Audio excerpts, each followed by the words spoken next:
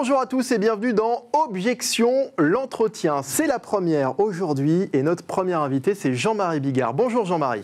Bonjour et merci de me recevoir, Mickaël. Ravi de vous accueillir. À vos côtés, bien sûr, Fabrice Divisio. Bonjour Fabrice. Bonjour, et on va évidemment débattre tout au long de cette émission autour de deux questions. Peut-on être chrétien et choqué? Et puis on va revenir aussi sur la foi chrétienne qui semble de moins en moins acceptée dans le monde artistique, en rapport évidemment à d'autres religions. Je rappelle que cette émission est bien sûr à retrouver sur la chaîne YouTube Droit de Parole et je vous invite bien sûr à vous abonner. Alors la toute première question que je vais vous poser à présent, Fabrice Divisio, qu'est-ce qu'être chrétien?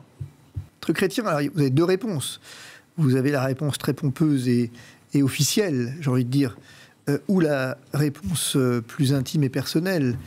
La réponse officielle, ce serait de suivre les enseignements du Christ et finalement de faire la volonté du Christ de manière très théologique et très canonique, si je puis dire.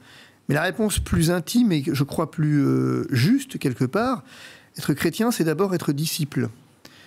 Disciple du Christ, et donc le reconnaître à ce titre si on est disciple comme un maître.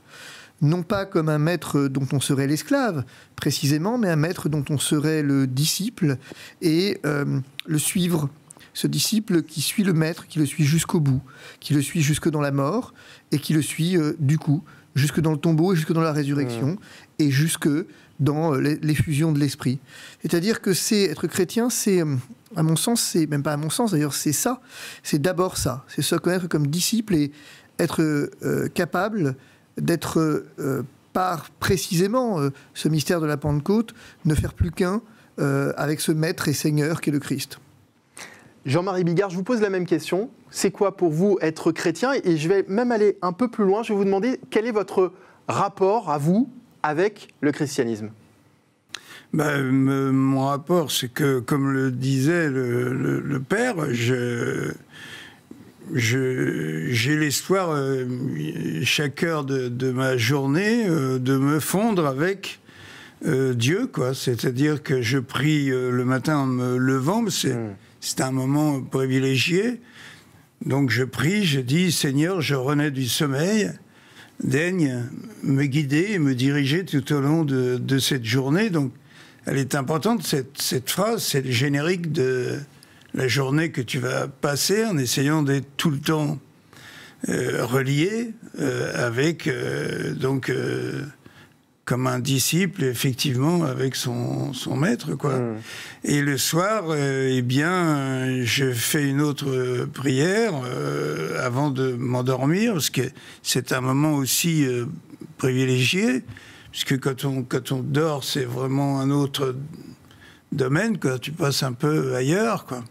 Mais je dis, Seigneur, les tâches de ce jour sont maintenant accomplies. C'est toi qui m'as fait me mouvoir, penser et agir comme je l'ai fait. Je te prie, accueille-moi, je reviens vers toi. Je dis ça. Donc je donne toutes mes actions, je demande à Dieu de me conseiller. Donc quand même une phrase qui résonne dans ma tête toute la journée, puisque c'est ma première phrase. Et puis la dernière, je dis voilà, tout ce qui a été fait, tu l'as forcément voulu, c'est toi qui m'as guidé vers ça. Imagine que ça te fait faire un reset très important sur toi, ta vie.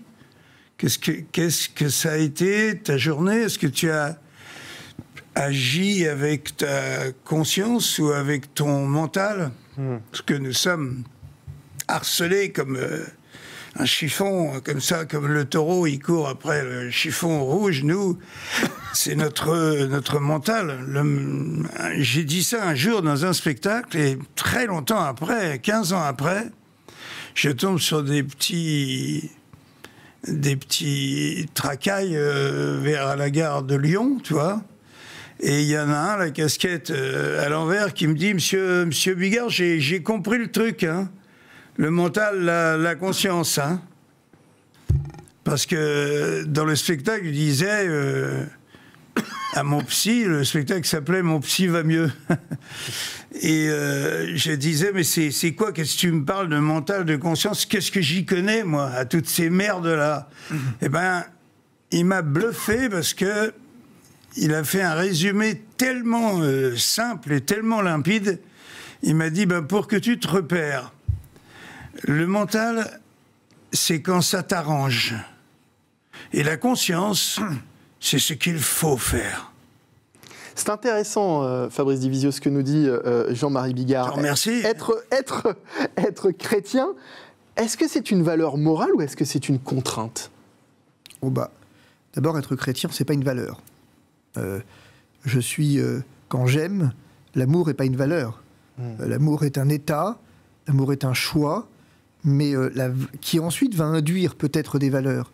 Mais à la base, être chrétien, je le redis, c'est être disciple. Et vous savez, dans l'Antiquité, on a du mal à comprendre ce mot de disciple de manière contemporaine. Mais dans l'Antiquité, le disciple s'attachait vraiment au maître comme véritablement un ami. Du reste, le Christ vous dira « je vous appelle mes amis ». Et donc, l'amitié, elle est une valeur, mais avant d'être une valeur, l'amour, avant d'être une valeur, il est d'abord un attachement, quelque chose de profondément personnel. Donc d'abord, c'est ça. Et c'est ce que nous décrivait Jean-Marie, justement. C'est exactement ce à quoi je pensais, c'est que Jean-Marie décrivait très bien cette amitié profonde, finalement, avec celui qui est plus intime à moi-même que moi-même, finalement. Parler de la conscience. La conscience, c'est ce lieu unique dans lequel, finalement, habite le meilleur de moi-même, j'ai envie de dire la meilleure version de moi-même. Et cette meilleure version de moi-même, bah, elle est évidemment celle qui est source de toute vie et celle qui est la vie. Ça, c'est le premier point. Quant à la contrainte, oui, c'est une contrainte, absolument. Être chrétien, c'est une contrainte, mais parce que aimer, c'est une contrainte. Parce que celui qui aime est contraint. Mais c'est dans cette contrainte qu'il trouve sa liberté. C'est-à-dire que c'est ça le grand paradoxe. C'est que le grand paradoxe, c'est que notre société contemporaine a beaucoup de mal à comprendre ça.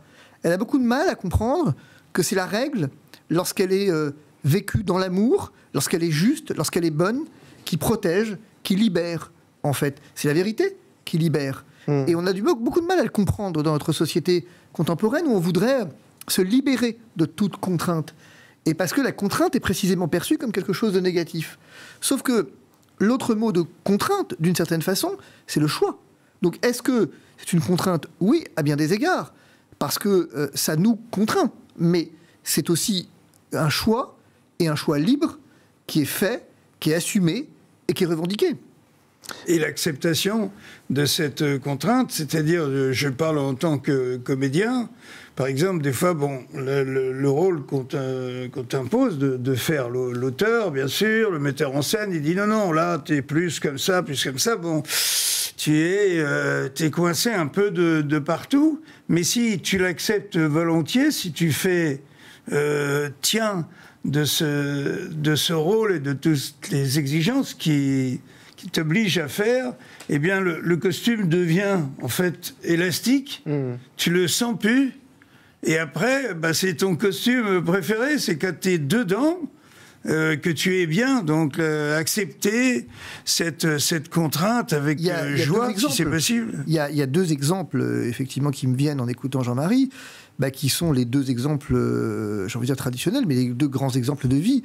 La vie monastique, qui est régie par la règle de Saint-Benoît, qui est contraignante, avec ses offices qui ponctuent la journée, avec parfois dans les grandes abbayes bénédictines, cisterciennes, cette règle du silence, avec cette oraison quand même quotidienne, avec ce travail, avec cette vie communautaire, c'est contraignant. Et pourtant, c'est dans cette contrainte que l'homme va trouver son bonheur, dans cette contrainte que l'homme va trouver la plénitude de sa liberté. Et puis le deuxième exemple, c'est évidemment le mariage. Dans le mariage, la fidélité, c'est contraignant. La fidélité à une seule femme, finalement, c'est contraignant. Mais à la fin, c'est dans cette fidélité et dans ce qui résonne pour les hommes comme une contrainte que devient la liberté, qu'émerge la vraie liberté et du coup le vrai bonheur. Ce qui permet ça me fait penser à cette phrase de Bernanos, qui dans le dialogue des Carmélites, cette novice qui avait beaucoup de mal à accepter la règle, qui pesait comme une contrainte, justement, il y a cette phrase de la Mère supérieure qui lui dit: c'est pas nous qui protégeons la règle, on la protège pas comme un trésor, comme on ne serait pas les gardiens d'une règle, mais au contraire, c'est la règle qui nous protège. Et je crois que c'est un peu ce que décrit Jean-Marie, où au départ, peut-être que tout ça est perçu comme une forme de contrainte, et où finalement, progressivement, c'est dans ce que le monde nomme contrainte que l'homme trouve sa liberté. Et c'est ça le grand paradoxe, en fait. Il faut y penser 10 secondes. Pensons-en juste 10 secondes. Quels sont ces dingos qui vont effectivement renoncer? Je pense aux franciscains du Bronx, par exemple. Les franciscains du Bronx, c'est un bon exemple. C'est des types qui étaient des anciens traders. Des types qui avaient 3 Porsche, 2 Ferrari, qui gagnaient des millions de dollars à l'année, et qui d'un jour, à la suite d'une rencontre, décident de tout plaquer. Et de vivre dans le dénuement et la pauvreté, dans la contrainte de la pauvreté, toute leur vie, au service de l'autre, au service des autres. Et pourtant, c'est dans cette contrainte presque absolue, finalement, dans ce dénuement absolu, qu'ils vont trouver un bonheur qu'ils n'ont jamais trouvé ailleurs, qu'ils vont trouver une liberté qu'ils n'ont jamais trouvée ailleurs. Est-ce que cette contrainte, elle n'est pas d'autant plus forte dans notre société moderne? Jean-Marie Bigard?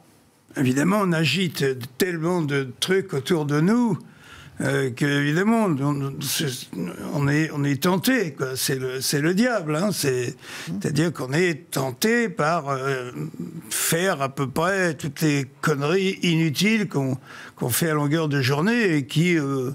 dont il résulte aucune satisfaction, quoi. C'est ce dont je parlais tout à l'heure en parlant du mental et de la conscience, tu vois, que ce soit pour acheter une voiture et bouffer la moitié de sa fortune là-dedans, ou pour secourir quelqu'un. Tu vois, tu as 2 attitudes. Tu as quelqu'un qui se roule par terre dans son vomi sur le trottoir, ton mental, il dit oui, mais j'ai pas le temps parce que là j'ai un truc, et puis en même temps je vais, tu vois, puis stop, et tu te barres. Et puis la conscience te dit peut-être qu'il a besoin de quelque chose, il est peut-être pas bourré, il est peut-être il est tombé comme ça sur un gars qui avait, tu sais, enfin, je sais pas si ça a un nom de maladie, mais qui perd l'équilibre, mais entièrement. C'est-à-dire, il se relevait et il retombait de l'autre côté. Et donc, il roulait par terre comme ça. Et nombre de gens passaient à côté en disant, bon, bah, lui, il en tient une bonne. Et tout ça, quoi. Mais en fait, non, pas du tout. C'est qu'il tombe, et il retombe, et il retombe. Il tient pas, j'allais dire, il tient même pas en équilibre allongé, tu vois.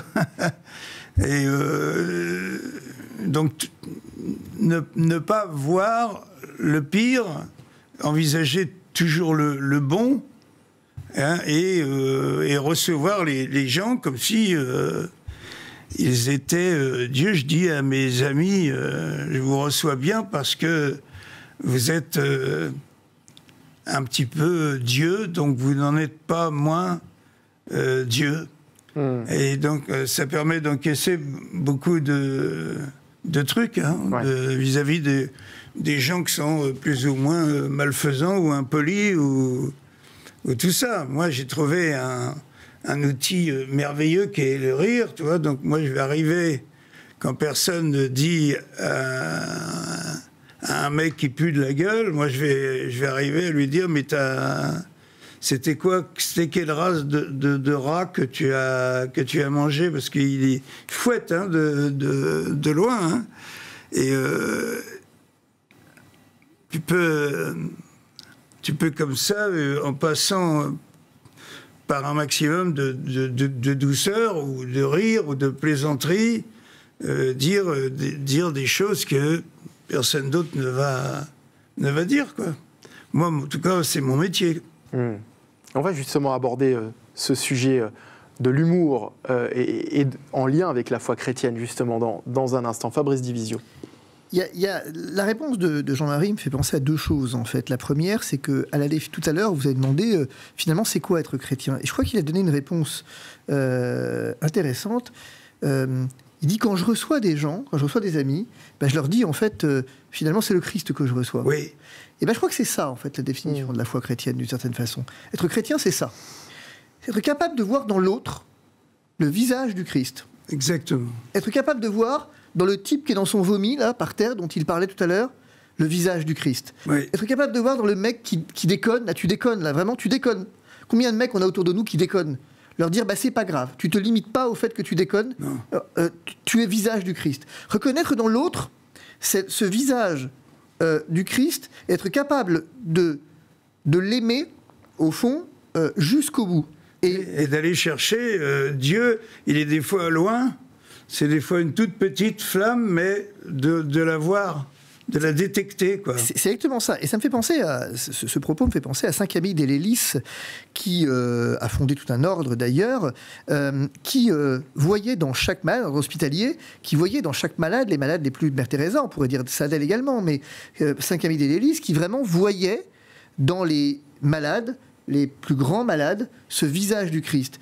Et qui disait, quand je console un malade, quand je soigne un malade, j'ai l'impression de finalement soigner et consoler le Christ lui-même. Et je crois que c'est ça, au fond, la définition de la foi chrétienne. Et un élément intéressant, c'est intéressant ce que dit Jean-Marie. Je te remercie, ça fait 3 fois que tu me dis que je suis intéressant. Je suis... Non, mais c'est vrai parce qu'au fond, il est intéressant à un double titre d'ailleurs. Parce qu'il dit des choses compliquées de manière très simple. Au fond, quand tu commences à te prendre la tête, c'est mauvais signe. Ouais. D'ailleurs, les paraboles du Christ servaient exactement à ça. C'est ça. Pour faire comprendre à un maximum de gens, de la manière la plus simple possible, des choses merveilleuses. Et tu vois, moi, ce que je crois, c'est qu'il y a un élément intéressant, c'est qu'il parlait tout à l'heure, je n'avais pas réalisé, mais je viens de le comprendre, la conscience et le mental. Et bien, tu as la définition, d'une certaine façon, de la foi et la raison. Ouais. Dans la conscience se loge la foi de l'homme, ce qui est vraiment au plus intime de lui-même, et dans ce qu'il appelle le mental, et c'est très juste comme mot, se dégage tout ce qui est l'intelligence de l'homme, la raison de l'homme. Ouais. Et il disait tout à l'heure un truc, il y a les 1000 calculs, raisons. tout ça. Il y a 1000 raisons de ne pas s'arrêter là sur le mec dégueu par terre là. Il y a 1000 raisons de ne pas s'arrêter. Sauf qu'à un moment donné, ma foi me commande de m'arrêter. Ouais. C'est ce qui est de l'ordre, ce qui est extérieur à moi-même, qui est l'intelligence, et tout ce que j'ai à faire va me conduire, et j'aurai raison, j'aurai des raisons en tout cas de ne pas m'arrêter. Le mec est peut-être dangereux, le mec est peut-être machin, et à un moment, ma conscience, ma foi, me dit de m'arrêter. Et donc, tout ça pour faire un lien avec la question qui était la vôtre, qui était de dire, au fond, notre société, et bien notre société, il l'a dit, et notre société, elle n'a plus la conscience, et elle n'a plus le mental. On est une société de cons qui ne croient plus en rien. Ouais. Si je devais résumer. On est devenu une société de cons qui ne croient plus en rien. Jean-Marie Bigard, depuis tout à l'heure, vous évoquez votre foi chrétienne. Ouais. Vous baignez dans cette foi depuis toujours, ou c'est quelque chose qui est venu à un moment donné dans votre vie ? Je suis incapable de répondre à cette question, mais mes parents n'étaient pas pratiquants, ça nous arrivait d'aller à l'église, j'adorais le moment où on prend la main de son voisin, tout d'un coup, pour n'être plus qu'une seule et même personne avec son voisin. J'adorais ces moments-là, mais j'ai été bien élevé, tu vois. Toi, voilà un terme tout à fait commun, toi, bien élevé. T'as été bien élevé, ben oui, c'est très très important parce que tu gardes ça comme un cadeau, comme un trésor, jusqu'à la fin de ta vie, quoi. C'est-à-dire, pas obligé de te dire ça c'est bien, ça c'est pas bien, ça c'est mal, ça c'est bien, par exemple, tu vois. Non, une fois que tu as enfilé ce costume, qui est un peu contraignant au départ, après, il ne t'apporte que des satisfactions, quoi. Est-ce que justement la religion vous a aidé à des moments de votre vie ? En permanence. Il y a eu des moments clés dans votre vie ? Ah bah oui, la foi. J'ai eu des moments clés. Oui, à 20 ans, j'ai perdu ma mère d'un cancer. Il fallait que j'accepte ce fardeau, tu vois. C'était évidemment la personne que j'aimais le plus au monde. Et un an après, mon père s'est fait assassiner par un mec qui est rentré la nuit dans la maison. Tu vois, mon père, il avait eu un petit crush avec une fille au boulot, tu vois, et il nous avait demandé, à nous les enfants, est-ce que ça vous dérange si je décide de vivre avec cette femme comme maman est morte? Et nous, on lui avait dit, bah, vas-y, fonce, tu vois. Et en fait, cette femme avait déjà un compagnon qui s'est mis à menacer mon père au téléphone. Je vais te tuer, tout ça. On a dit, fais attention. Puis voilà, c'est le fait divers classique. Un jour, il est venu et il a tué mon père. D'une douzaine de coups de couteau et tout. C'était quand même assez violent. Vous aviez quel âge, Jean-Marie? Pardon? Vous aviez quel âge? 20 ans. Et je vois encore les mains pleines de sang à mon père, c'est sur les murs. Il a tenté de s'échapper par la porte de derrière. Il y avait encore 3 petites marches. Et puis, en fait, il s'est écroulé là, et le mec, il avait amené une carabine, et il l'a fini avec un coup de carabine dans la nuque. Donc là, il n'avait plus aucune chance, évidemment. Eh bien, je vois le mec, il est dans le box des accusés. Sincèrement, hein, je sais que personne ne veut croire à ça, mais je m'en fous, quoi. Il demandait pardon. Et moi, je lui ai accordé mon pardon. J'avais de la peine pour lui parce que, si tu veux, si tu as piqué la femme d'un pote, tu peux toujours lui rendre, toi. Si tu as piqué du pognon, pareil, tu vois, mais il ne pouvait pas me rendre mon père. Et en premier, j'ai ressenti... C'est ce que m'a envoyé ce mec qui a assassiné mon père. Il m'a envoyé qu'il était réellement, tu vois, très désolé de savoir qu'il avait commis quelque chose qui ne se répare pas. Que, tu vois, je voyais qu'il se disait, je ne peux pas lui rendre son père. Je ne peux que demander pardon, et je l'ai senti tellement fort, hein, on était assez éloignés, hein, le box des accusés était bien à 7 ou 8 mètres de nous, les 4 enfants, et moi, immédiatement, je lui ai accordé le pardon qu'il demandait, parce que j'ai senti sincère, tu vois. Bien sûr. Bon, s'il m'avait fait un doigt d'honneur en disant c'est bien fait pour sa gueule, il n'avait qu'à pas piquer ma femme, tu vois, ça aurait été peut-être différent, mais il demandait pardon, et moi j'ai dit, dans mon cœur et dans ma tête, je lui ai réellement pardonné. C'est-à-dire, après, ce qu'il advient de ce mec, en nombre d'années de punition, de prison, tout ça était à 100 000 kilomètres de moi. Je m'en moquais. Et jamais cherché ni quoi que ce soit. Il est resté un certain temps en prison. J'imagine qu'il est décédé maintenant, mais je ne le sais même pas, et je ne sais même pas quand, et je ne veux pas savoir quand. Pour moi, c'était plier l'affaire. Tu vois ? Ça demande énormément de force, Fabrice, non, nous raconte. Alors pour moi, aucune... Pas du tout. Zéro effort. C'est venu naturellement. Qu'est-ce que non, c'est venu. Je te dise. C'est venu surnaturellement.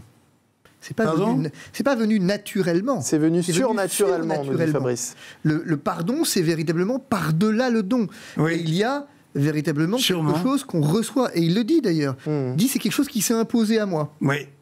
C'est ça. Exact. Le pardon, c'est ça. C'est pas quelque chose qu'on choisit finalement. Ah ouais, puis après de dire, t'as vu, je t'ai pardonné, tu vois, combien tu me dois, quoi. Oui, et on n'en tire aucune gloire finalement. Il n'y a aucune gloire là-dedans. C'est quelque chose qui s'impose à nous, et c'est quelque chose qui finalement dépasse le cadre de la justice des hommes. Oui. Il le dit, c'est plus mon problème. C'est ce qu'il a devenu 15 ans, 20 ans, 10 ans, c'est pas mon problème. Oui, mais d'ailleurs. Moi, par contre, effectivement, j'ai reçu cette grâce. Oui. De pouvoir pardonner. Et je crois qu'on ne mesure pas ce que ça veut dire. C'est énorme, c'est ne pas penser aux fruits de ses actions, tout simplement, c'est planter sans regarder l'arbre grandir et revenir 80 ans plus tard en disant c'est moi qui ai fait ça. Il y a un élément fondamental, c'est que cet homme a retrouvé par le pardon accordé par Jean-Marie sa dignité d'homme. L'acte lui fait perdre sa dignité. C'est incontestable. Quand on arrive à prendre la vie comme il l'a fait, il y a quelque chose de l'ordre de la sauvagerie là-dedans. Oui. Et tout à coup, eh bien, par le pardon accordé par le fils de la victime, il est remis dans le circuit de l'humanité, et il peut alors purger sa peine en tant qu'homme. C'est ça, effectivement, le propre du pardon. C'est qu'il remet l'homme debout. Celui qui pardonne, c'est ça le double effet, si je puis dire, du pardon. Il remet deux hommes debout, le pardon. Il remet l'homme qui pardonne et l'homme qui est pardonné. C'est la rencontre de l'humanité, c'est la restauration, en fait, de l'humanité. C'est un miracle de Dieu, quoi. Et je crois qu'il faut bien mesurer, on le voit, hein, ce que dit Jean-Marie, on peut trouver écho dans l'histoire. Tous ces martyrs qui ont pardonné à leurs persécuteurs, à leurs bourreaux, toutes ces victimes qui ont pardonné à leurs bourreaux, eh bien, il y a quelque chose de l'ordre, là, précisément, du don que l'on reçoit, de cette grâce qui nous dépasse, et au fond, qu'on reçoit et qu'on diffuse.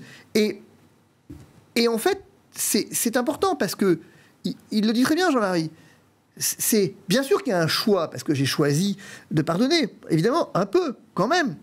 Mais à un moment, et il dit autre chose, c'est que le repentir, là on a quand même un homme qui se repent, quelque chose de l'ordre du bon larron là-dedans, avec effectivement cet homme qui prend conscience au dernier moment du geste qu'il a posé, de l'horreur qu'il a posée, et le pardon le remet debout, lui redonne sa dignité d'homme. Exactement. On va à présent... Tu as bien parlé, mon père. Pourquoi vous appelez mon père, Fabrice Divisio, depuis tout à l'heure? Je sais pas. Il est père. Enfin, si, il est père, mais pas... Il est père, mais pas mon père. C'est pas mal. Mais non, mais pourquoi on dit mon père à un curé, par exemple? À un curé, peut-être. Mais toi, tu n'es pas curé. Je ne suis pas curé. Ah non. Tu es quoi, alors, exactement? Moi, je suis avocat. Et père de famille, surtout. Et père de famille. Époux et père de famille. Ah oui, oui, d'accord. On va... pardon, alors je me suis gouré. On va revenir sur le sujet de cette émission. On va bien sûr parler de votre vie d'artiste, Jean-Marie Bigard, et on va parler du rire et de l'humour. D'abord, quelle place, je voudrais poser cette question d'abord à Fabrice Divisio, quelle place tient l'humour dans la foi chrétienne? Énorme. Colossal. Il y a une très belle encyclique, effectivement, du pape François là-dessus, d'ailleurs. On montre, effectivement, la joie de Dieu. D'ailleurs, c'est quand même une injonction. Que ma joie demeure. Soyez toujours joyeux et priez sans cesse. On a véritablement une joie profonde. Parler de l'humour. Alors, l'humour, c'est d'abord... il y a deux aspects. Il y a la joie d'un côté, et puis il y a l'humilité. L'humour, c'est d'abord être capable de se reconnaître humble et de rire. Le rire est vraiment le propre de l'homme, et c'est ce qui est la manifestation tangible de la joie. Ouais. C'est fondamental. Nous sommes une société triste. Et remettre dans la joie par l'humour dans cette société, l'image du cateau coincé, il faut l'arrêter, il faut s'en débarrasser à jamais. Terminé. Fini.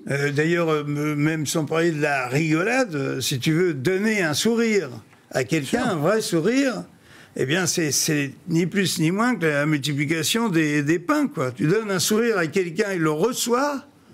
Toi, tu l'as donné, mais ça ne t'a pas enlevé, ton sourire. Tu l'as bel et bien donné. Et pourtant, tu l'as donné à quelqu'un qui va le donner à quelqu'un d'autre, qui lui aussi va le donner, et ainsi de suite. Moi, les gens, ils quittent la salle, ils sont encore morts de rire et tout, rigolent, alors chacun avec un truc différent. Mais ils vont emmener ça, ils vont emmener ce bonheur partout où ils vont aller. Tu vois, ils vont répéter un truc, une phrase, un tic, un truc, et donc ce truc n'est pas mort. D'ailleurs, c'est une forme de refuge aussi, l'humour. Pardon ? C'est une forme de refuge aussi, l'humour. Ouais, bien sûr. Des fois, quand on n'a plus d'autres portes de sortie, il reste toujours celle-là, tu vois. Mais non, moi, ce que je crois, c'est que cette force, tout ce qu'on dit, tout ce qu'on fait et tout ce qu'on pense, moi, je vais jusque-là. C'est-à-dire qu'une mauvaise pensée, c'est comme un couteau qui est lancé avec force, tu vois, et qui risque de tuer quelqu'un. Tu vois, à l'autre bout de la terre. Je pense réellement que une mauvaise pensée peut tuer. En tout cas, il faut essayer de ne pas l'avoir, de ne pas semer cette mauvaise chose, cette chose malveillante. Puisque quand tu fais rire quelqu'un, il va garder ce rire. Toi, ça ne t'aura pas enlevé le tien, et il va le donner à plein d'autres personnes. Donc, c'est exactement comme ça. C'est pour ça qu'on doit prêcher pour la paix dans la famille, déjà, tu vois, parce que tous les grands saints le disent, hein, quand il y a la paix dans la famille, il y a la paix dans le village, il y a la paix dans la ville, il y a la paix dans le monde. Hein. C'est l'accumulation des mauvaises pensées, des méchantes pensées qui font qu'on en vient à fabriquer des armes, on redevient des enfants, on fabrique même des armes tellement terribles qu'on se dit, comme ça on se les foutra jamais sur la gueule. Et puis ici, tu vois, là par exemple, en ce moment, on est à 2 doigts d'utiliser le maximum de la violence en matière d'armes, tu vois. Et moi, je regarde le monde avec un petit poil de pessimisme. Quand même, je me dis qu'on n'est pas loin d'être arrivé au bout et qu'on a usé l'ordinateur qui avait tellement de connexions valables, joyeuses, et puis on les a tués. Et maintenant, c'est le mal qui commence à nous dominer, quoi. Moi, je voudrais qu'on revienne aussi sur les propos de Fabrice, juste avant, lorsque Fabrice, vous avez... Tu le trouves plus intéressant, alors qu'il n'est même pas curé. Il n'est même pas curé. Même pas. Il est marié, il a des enfants. C'est peut-être pour ça qu'il est intéressant. Non, mais je voudrais vous faire réagir là-dessus. Lorsque vous avez parlé du chrétien coincé, cette image du chrétien coincé, pourquoi la foi chrétienne semble-t-elle moins acceptée dans le monde artistique? Et en ça, je voudrais évoquer les propos de Gad Elmaleh, qui avait dit « Être juif ou musulman attire parfois les louanges, mais être chrétien peut être plus difficile dans les milieux artistiques. » Est-ce que c'est des propos que vous partagez, Jean-Marie Bigard ? Non, moi j'adore Gad. Il a d'ailleurs dit des choses tellement gentilles sur moi que j'aurais vraiment du mal à avoir des mauvaises pensées pour ce garçon qui est talentueux, qui a globalement à peu près tout compris.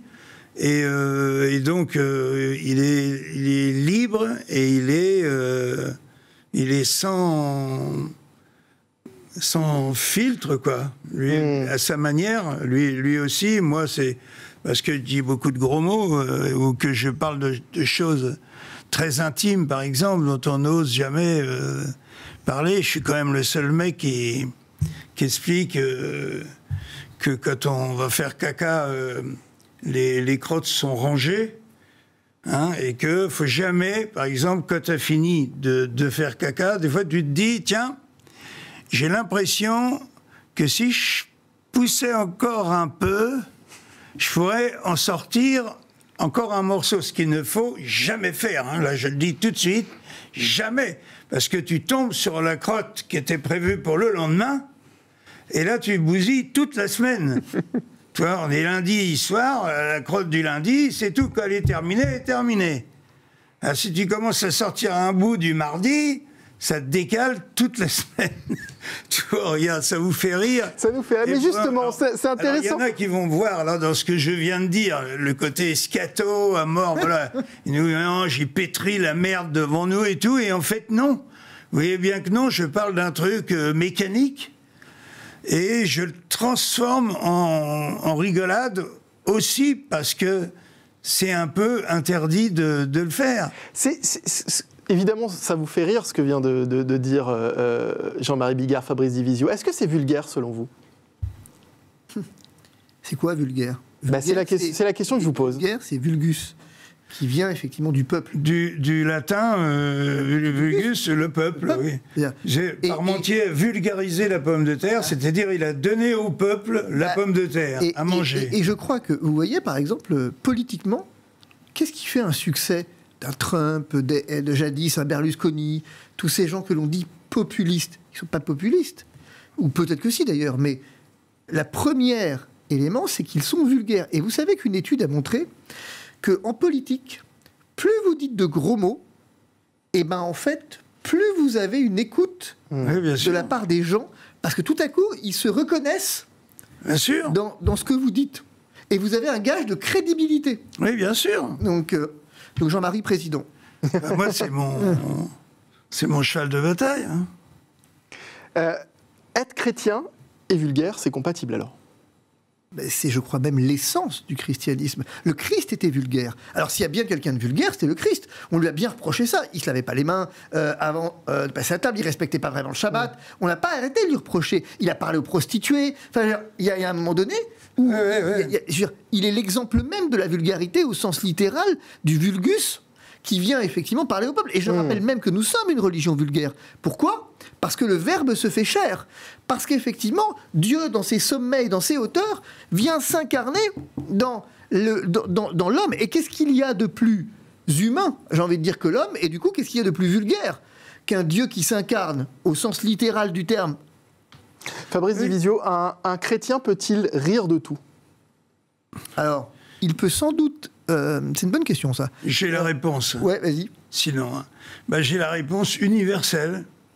Rire de tout et pas avec tout le monde. La réponse, tu vois, où tu peux pas lutter, je suis obligé de rendre à César. Ce qui est à César, c'est une phrase qui a été prononcée par deux mecs que j'adore, qui sont Gustave Kerven et Benoît de Lépine, et ils ont donné la réponse universelle à cette sempiternelle question. Peut-on rire de tout ? Ils ont répondu, on ne peut rire que de tout. C'est impossible autrement. Imagine que par un coup de baguette magique, on dit maintenant on rigole plus sur le mot micro. Mais tous les humoristes vont dire mais il marche pas mon micro. Ils vont démarrer leur sketch en essayant de dire un maximum de fois le mot interdit. Tu comprends ? C'est la dernière porte, la dernière fenêtre pour se barrer. L'humour, tu peux rire, tu peux avoir perdu toute ta fortune, te retrouver dans le désert et avoir une crise de rire en disant mais comment j'ai pu être aussi con, tu vois ? Donc le rire nous libère. Moi je crois qu'il faut quand même faire... Il y a une limite quand même. C'est que pour moi la limite elle est que on peut certes rire de tout, mais il faut faire attention quand même à ne pas être dans... comment je vais dire ? On a aujourd'hui un humour... Dans le mal ? Dans le mal. Le ricanement du malin ? Le ricanement du mal et dans la volonté de blesser. Oui, bien sûr. Faire attention à ça. Exactement. Et aujourd'hui, moi, je crois qu'il y a un gros problème avec ça. Si je devais dire les choses simplement, je dirais, on peut rire... surtout, on ne rit pas des autres, on rit avec les autres. Oui, exactement. C'est ça. Quand j'ai le droit de rire de l'un ou de l'autre, mais ça n'est jamais... pour autre chose que de rire avec lui, et de ne pas rire de lui. Absolument. Et ça, je crois que c'est une distinction importante. Absolument. Là, tu as entièrement raison. On ne peut... si ça n'est pas un partage, et si ça ne déclenche pas la joie chez l'autre, c'est d'abord le crime. Le total, c'est de ne pas être drôle. Et puis le deuxième, c'est d'être faire rire aux dépens de quelqu'un parce qu'il est mal formé ou parce qu'il est un peu plus bête que toi ou un truc comme ça. Ça, c'est le mauvais rire. C'est un outil, hein, donc tu peux faire du bien avec, tu peux réparer ta voiture et puis tu peux aussi casser la tête de ton voisin. C'est ce qu'il dit, c'est un outil. Et l'outil, finalement, il est neutre. Tu prends un marteau, ton marteau, il sert à enfoncer la clou, à défoncer la gueule de quelqu'un. Ouais. C'est l'usage que tu vas en faire. C'est l'usage que l'on fait. Exactement. Là, effectivement, le faire aller vers le bien ou vers le mal. Mais il y a un truc sur lequel j'ai pas rebondi sur un truc qu'il a dit, qui est vraiment intéressant pour le coup. Merci. Tout à l'heure, il a dit 4 trucs intéressants. C'est pas mal en 45 minutes. Là, franchement, c'est ma fête aujourd'hui. Il a dit bien élevé. Et je crois qu'on mesure pas ce que ça veut dire bien élevé. Ouais. Et on pourrait le dire différemment. Élevé vers le bien. Oui. Être bien élevé, c'est au sens littéral être élevé vers le bien, Exactement. être tendu vers le bien. Combien de parents oublient d'élever leurs enfants vers le bien ? Combien de parents oublient aujourd'hui que le bien est véritablement ce qui doit guider l'éducation de leurs enfants ? D'ailleurs, juste un mot sur le mot élever. On élève des chèvres ou on élève des enfants. Mais sauf que c'est pas le même mot, pas la même réalité. J'élève des enfants vers le bien. J'élève pas des chèvres vers le bien. J'élève des enfants, je les élève au sens littéral, je les soulève. Je les soulève, je les élève à la gloire de Dieu, je les élève au bien. Oui, bien sûr. Et c'est fondamental de le dire. J'aime bien ce mot. C'est la déliquescence de la famille est maîtresse de toutes les violences. Absolument. Absolument. Famille parce que se multiplie comme un cancer. Et alors, il a dit un 5e truc important, intéressant. il a dit un truc fondamental, et je voudrais que les gens qui nous écoutent, vraiment, qui nous regardent, le comprennent. Ouais. La paix au Moyen-Orient, la paix en Ukraine, elle commence par la paix avec ton voisin. Elle commence avec la paix avec toi-même, la paix avec tes gosses, la paix avec ta femme, la paix avec ton père. Elle commence par être en paix et faire la paix. C'est pas la peine d'essayer d'aller proclamer la paix au Moyen-Orient, au Proche-Orient, si t'es pas en paix avec ton voisin. La paix, elle commence à la maison. La paix, elle commence d'abord dans notre cœur. La paix, elle commence par un état de l'âme. C'est être en paix. On commence par être en paix avant de... voilà. Et il y a trois choses. Il y a donner la paix, foutre la paix, et être en paix. Et finalement, les trois vont souvent ensemble. Oui, bien sûr. On approche de la fin de notre émission. On a évoqué beaucoup de choses en lien avec l'humour. Jean-Marie Bigard, allier humour et parole chrétienne, est-ce que ce serait possible selon vous ? Bien sûr. C'est tout à fait jouable. C'est même intimement lié, puisque de toute façon, si ta parole est une parole chrétienne, c'est-à-dire en accord avec Dieu, ce que nous enseigne Dieu, tout va bien. Tout va bien, c'est-à-dire, c'est tellement... Moi, mon fils, il veut absolument raconter des blagues comme son père, et il m'en a raconté une. On pourrait faire une dissertation, on pourrait prendre des étudiants, et moi je pourrais parler pendant 3 heures de cette blague et extirper tout ce qu'il y a dans l'amour de Dieu dans cette blague. Ces 2 mecs, ils ont très faim, ils vont au restaurant et ils commandent chacun un poulet parce qu'ils ont très très faim. Le garçon, il amène le plat ovale avec les 2 poulets. Manifestement, il y en a un qui est plus gros que l'autre, tu vois. Et son pote, il prend le gros poulet et le met d'office dans son assiette. Et son copain lui dit, dis donc, tu te fais pas chier, toi. Il dit quoi ? Il dit, tu prends le plus gros poulet et tu le mets dans ton assiette. Il dit, oui. Il dit, toi, t'aurais fait quoi à ma place ? Et l'autre, il dit, moi, j'aurais pris le plus petit. Et l'autre, il lui dit, tu l'as le plus petit, qu'est-ce que tu nous fais chier ? Il y a de quoi disserter. Il y a de quoi disserter, effectivement, sur cette blague. Fabrice Divisio, le mot de la fin.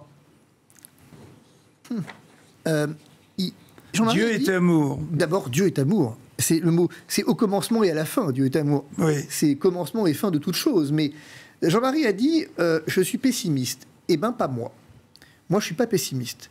Parce que le chrétien ne peut pas être dans le pessimisme. Le chrétien, il est celui qui sait que la mort est vaincue. Il est celui qui sait qu'au fond, au 3e jour, il y a le tombeau vide. Que, au fond, notre foi, elle repose sur ce signe discret, sur ce signe même presque, j'ai envie de dire, insolent du tombeau vide. Et que notre espérance, elle n'est pas dans la manifestation glorieuse et tonitruante d'un Dieu qui se manifeste, mais dans le signe du tombeau vide. Et je crois que c'est vraiment fondamental de le redire. L'espérance, c'est ça. C'est le signe du tombeau vide. On va terminer là-dessus. C'est la fin de notre émission. Merci à tous de l'avoir suivi. N'oubliez pas de vous abonner à la chaîne Droit de Parole. Un grand merci à Fabrice Divisio et à Jean-Marie Bigard. Et puis, je vous dis bien sûr à très bientôt pour un nouveau numéro d'Objection.